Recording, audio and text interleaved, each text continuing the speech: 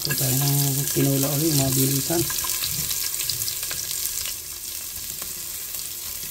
Hintay lang muna maging brown yan. Golden brown para mag-amoy-amoy. Meron na siyang aroma. Lalagyan natin yung chicken. Yan, okay na to. Lalagyan na natin ang manok.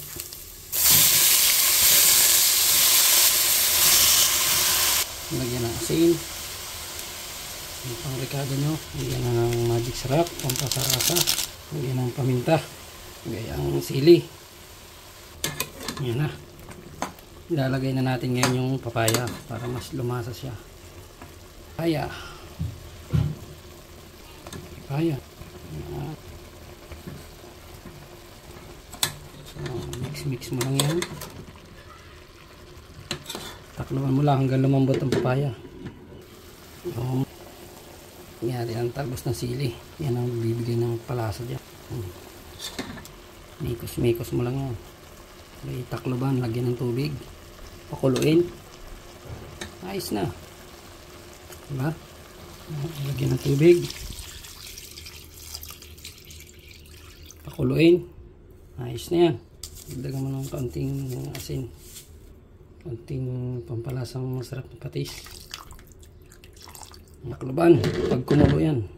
Ayos na. Ito na. Ayos na. Wala na eh. Oh, masarap nito. Higop na higop ito. Yan. Tinulang madalian. Mabilis ang tinula. Ito na. Ang ating tinula. Ready na. Kain tayo guys. Sulit ka dyan. Sarap. Pamontage muna tayo. Tinulang spicy.